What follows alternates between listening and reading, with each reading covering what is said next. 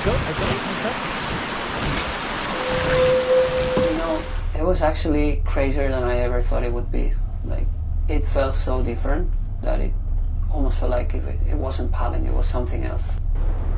Floating through air, it's just insane. Sometimes I struggle to find the words to express.